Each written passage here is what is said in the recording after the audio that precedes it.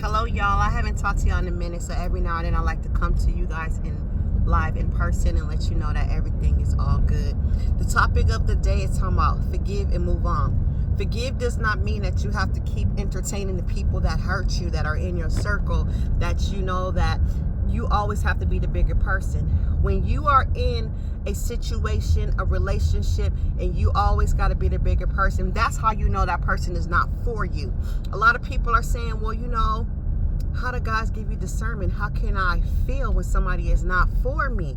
What does discernment look like? Discernment looks like when every time someone is belittling you or they're doing something to you where you got to compromise your feelings in order to not get into an argument, meaning I'm going to be the bigger person because I feel like arguing with this person. I'm going to be a bigger person. I feel like arguing with this person. Even though this person might come to you one day and be nice to you and do something good for you, you start overpowering the negative. No, it's time to forgive and move on. And forgiveness don't mean you have to, when you move on, doesn't mean you have to argue with them and let them know you're moving on. Respectfully, respect yourself enough to get time to yourself to release that person off of you. For an example, story time, let's get into it. Okay, I have somebody in my circle who was venting to me multiple times about how they don't like how this other person was treating them, to the point where they was like, I don't want to be here anymore. I think, it's so stressful how they treat me. I don't want to be here anymore. Life just makes me don't want to wake up anymore because I'm tired of arguing with this person. I don't know why this person talks to me like that. So now when you're telling me this person is hurting you to the point where you feel you don't want to be here anymore, I'm going to speak up and say something to that person, because if I'm your friend, if I care about you, I'm ready to have some enemies for you, period. That's the type of friend I am. So I go to that person and says, hey, what's been going on? Because this person said they so stressed out that you guys are getting into it, that they don't want to be here no more. So the person I told about the person that was venting went back to the person, and a heated argument took place with a person that I told, follow me, call me and say, hey, I vented to you, but you didn't have to go back and tell. I said, oh, it wasn't no go back and tell moment. It was a go back and I'm going to help you fight your battles, because you're not going to feel that way. Nobody's ever going to make you feel that way. That person got mad at me. Start saying, I'm just not going to tell you nothing ever again because this is crazy. Like going off. And I said, well, did you talk to the person that had hurt you yet? No. Then why are you so quick to go off on me when I'm the one trying to support you? Because if I feel that way, that means I was just venting at that time. You don't go. And I was like, ooh, don't kill the messenger. Ooh, don't kill the one that's being nice to you. But the one that's popping off on you, you're not going to even call and let that person know that's how you feel. Well, because I don't want to get into it no more with that person. Okay, but you're still calling and letting that person kiki with you, and you're smiling in their face, but behind their back, you're basically saying you hate that person because that person hates you. So why are you entertaining each other without each other knowing true feelings about each other? Sit down and have a conversation. I said, well, you guys can sit down and have a conversation. It don't always have to be an argument. You can let somebody know how they make you feel so they can change. Let people learn how to treat you. If this is my thing, I always give somebody a chance to know how to treat me. I can't just assume that everybody thinks the same. So I will verbally tell you, hey, I don't like when you call me this, or hey, I don't like when you keep calling me all the time. I'm not the type of person to be on the phone. I'll teach people how to treat you. So I'm telling this person this, you guys, and they still mad. So you start to sit there and think, what is God revealing to you when stuff like this happen? This person has talked to me crazy before, and I've always been the bigger person because I feel like even though they're older than me, or they're in a different role than me, that I have to allow it. No, you don't. So now that's what I'm talking about. This is an example when you can I didn't have to cuss them out, and I didn't. I didn't have to go off, and I didn't. I said, well, it was just me taking up for you because I cannot socialize with people that's disrespectful to somebody to the point where they want to end it. You know what I'm saying? And they like, I respect that, but I'm just not going to tell you nothing ever again. You don't got to worry. Like, they're really mad. I said, so you're mad at me? Yeah, because like they're trying to argue with me to take out what that person has did to them out on me so they can vent and argue with someone except for the person that hurt them. Okay, so that's how you know. I said, oh, discernment is telling me that I need to let you go, because you can argue with me because you know that I'm not an argumentative person. So when someone feel they have the power over you, they start to take advantage of you, advantage of your kindness, advantage in thinking you're weak when you're not. You just a person that feels like everybody don't deserve a battle with me. If I'm gonna let you go anyways, why I'm arguing with you? Why I'm getting upset if in my mind I made up, oh, I'm about to end this relationship. You're like an old credit card. I'm about to cut this up and not ever use it again. You get what I'm trying to say? So stop arguing people when mentally you know it's time to cut them off. It's time to get your power back. It's time for them to put respect on your name. And the only way they're going to respect you is with actions. Stop saying what you're going to do. Stop saying what you're going to do and don't do it. It's time. That's all I wanted to talk to you guys about, to keep it short, about how you know this, what discernment is, how I experienced discernment, and how it's time to cut people off, because that is how you obtain your power, okay? Because you have the power over your life. Respect yourself enough to love thyself, that you don't deserve anything that nobody's giving to you. Because it's like when we're nice, people take advantage of that. And you start to look around, the ones that are disrespectful and all that, people respect them more because they feel like, I'm not about to play with that person because that person crazy, or that person about to pop off. Okay, but why would you disrespect someone and that's not disrespectful? It's crazy.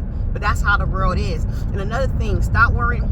I always want to say this on my lives. Stop worrying about what others think. Start to tell lies on yourself. And what I mean by that, you're probably like, what you mean? Why would you lie on yourself? Let me tell you what I mean. It's crazy how the world works in opposition, to the point that when you tell them a lie, they rather believe a lie than the truth. For instance, when someone's come to you, I heard you was crazy, they tell me, yeah, I am. It's like they rather be like, no, you're not. She not crazy. You get what I'm trying to say? It's weird. Like, you can go around telling people, I'm crazy, don't play with me. They be like, she trying to say she crazy, don't play with her. No, that's not true. You get what I'm trying to say? But then people going around trying to scandal your name anyways. I start telling my kids that. When my kids was at school, and I'd be like, tell them your mama crazy.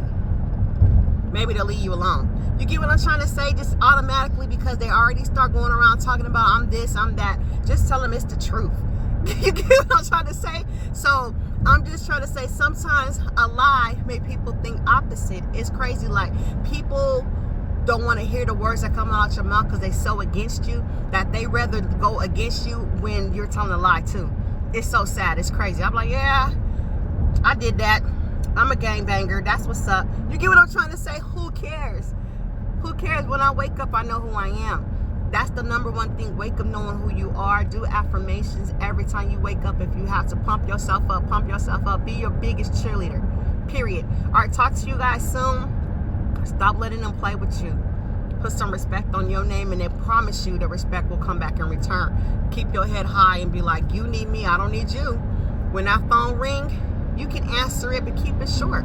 They're going to start getting the hint that you're not entertaining them. I have friends that play with me, meaning to the point that I have to stop talking to them for a while, then they come back around. Start paying attention to the events they invite you to. I have one friend, she'll invite me to parties, whatever, but when her family has special events, you don't get invited. So that means you're nothing to me. I'm not in your circle like that. Your son done graduated, your daughter done went to prom, just stuff like that. They don't invite you to birthday parties, personal, intimate birthday parties. They invite you to big hood gatherings. You think I'm just a hood person to run the streets with? No, we're not doing that. Hey girl, you want to go with me to Hollywood? I just seen that you and your son went out for the birthday, and your son called me auntie. I must not be that type of auntie, because I didn't even know y'all was going out. You get what I'm trying to say? So stuff like that. So when they invite you to parties, I go, oh yeah, I'll go. Because you can invite me to the club, but you can't invite me for intimate settings, right? I said, oh yeah, I'll go. The day come, I don't even answer my phone. I don't got to explain to you why I don't want to go, because you didn't explain to me why I wasn't invited to other things. Stop giving people power. And they calling in like, oh, hey, you going? And I'll text back 3 days later. Oh, girl, I was not feeling it. Okay, because you know what I'm saying? Because they feel like I can call you whenever I want to. No, that's not how life works. You get it? So that I do stuff like that. And then some people are like, why you just don't cut them off completely? Because if they don't get the era of the distancing, then that's on them. It's not for me to make someone understand that you can't really do me like that, or you have to respect me. Okay, either you're gonna respect me, and or the train gonna keep going, or the train's gonna stop and let you on. Either way, right? And the reason why I still entertain people like that, because Because I just feel like this: if you're the one reaching out, I'm the one that you don't want to let go. Because if you feel like it's distant like that, then you would just cut me off too, period. Right? Because you see the good in me, you see the God in me, right? And a lot of people are energy vampires. Stop letting them suck your energy out. So I'll just be like, it is what it is. All right, talk to you guys soon. I told you I was gonna keep it short. I'm sorry, I'll be rambling and running in my mouth, but y'all are my people that I've been to. Stay up. Gang stalking is real. If anybody told you it's not, more and more people are being stalked. I see this guy on TikTok. He was like, I just came across this thing called gang stalking. Stuff been happening to me. Now they have a name for it. I don't like the terminology gang stalking, because when you say gang stalking, people automatically result to like the Crips and Bloods or whatever gang. You know, it's not that. Gang means a lot of people harassing one person, following them, and doing whatever they feel they can do to them, right? And so I don't know, maybe just say stalking or harassment. You know, that's the way that to explain it to somebody. Because when I say gang stalking, people laugh and they don't understand it. Like this lady at my job, her friend is going through it and she keeps bringing it to my attention. I said, believe her. Stop denying that this can happen to your friend. If your friend never had any reason for you to doubt their mental state, then why not believe that this thing is happening to them? Make them pay attention to their surrounding. Make them seek proof to show you, so you can have an understanding of how you can help your friend. Ask your friend, what can I do to help you if you feel this is happening to you? That's my advice to anybody that's just on here looking for answers about gang stalking, and a friend or a relative is coming to you. They're not crazy. Just because, don't fear what you don't understand. Meaning, because it's not happening to you, don't sit back and say, I don't believe that. Stop thinking everybody's a lie.